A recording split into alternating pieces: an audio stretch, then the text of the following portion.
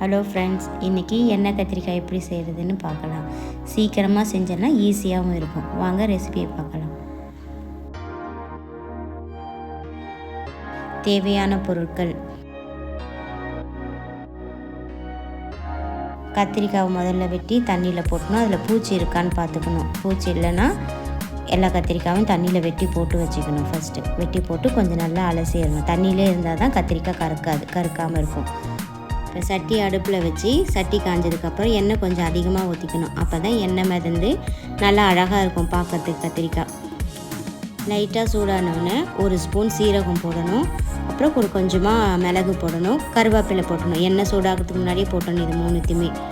எண்ணெய் கொஞ்சம் லைட்டாக சூடானதுக்கப்புறம் இஞ்சி பூண்டு பேஸ்ட்டு போடணும் 1 ஸ்பூன்.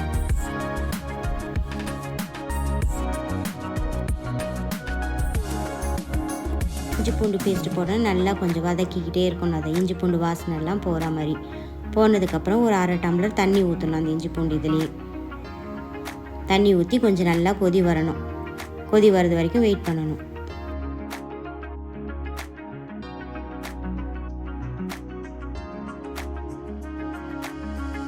கொஞ்சம் நேரம் கழித்து கரண்டியை வச்சு கிண்டி விடணும். கிண்டி விட்டதுக்கப்புறம் வெட்டி வச்சுருக்க கத்திரிக்காவை நல்லா தண்ணியில் அலசிட்டு எடுத்து கொஞ்சம் கொஞ்சமாக அதில் போடணும்.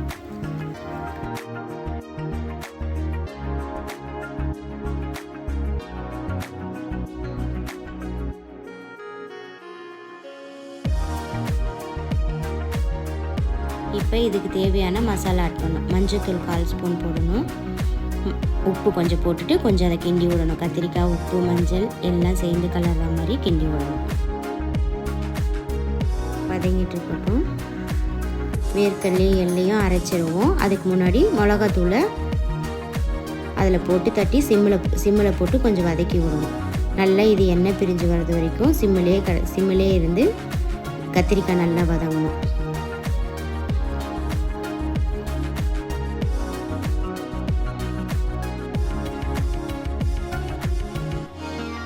இப்போ நல்லா எண்ணெய் பிரிஞ்சு வந்துருச்சு. எண்ணெய் நல்லா பிரிஞ்சு வச்சிருச்சு. இப்போ நல்லா வதக்கிக்கணும். திரும்பவும் போட்டு கத்திரிக்காய் நல்லா கொஞ்சம் குழையிற மாதிரி நல்லா பொறுமையாக வதக்கிக்கணும். கத்திரிக்காவை மசிய விடணும். அப்போ தான் நல்லாயிருக்கும் சாப்பிடும்போது. கிரேவி மாதிரி நல்லா வரும். இப்போ கரைச்சி வச்சுருக்க புளியை அது கூட சேர்த்து ஊற்றிடணும். ஊற்றிட்டு லைட்டாக கிண்டி விட்டுட்டு ஒரு 2 நிமிஷம் இல்லை 5 நிமிஷம் அதில் அப்படியே புளி அதில் கத்திரிக்காவோடு ஊறணும். அப்போ தான் புளிப்புத்தன்மை நல்லாயிருக்கும் சாப்பிடும்போது. இது தோசைக்கும் சாப்பிட்லாம், இட்லிக்கும் சாப்பிட்லாம், சாதத்துக்கூடையும் வச்சு சாப்பிட்லாம். இந்த கிரேவியை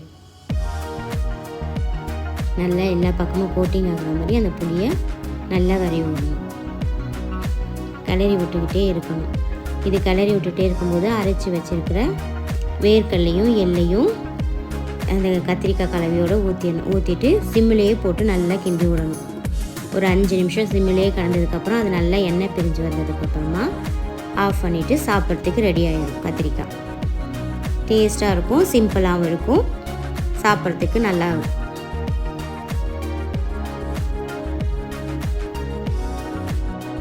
இப்போ எண்ணெய் கத்திரிக்காய் ரெடி ஆயிடுச்சு. இந்த ரெசிபி உங்களுக்கு பிடிச்சிருந்ததுன்னா லைக் பண்ணுங்கள், ஷேர் பண்ணுங்கள், சப்ஸ்கிரைப் பண்ணுங்கள்.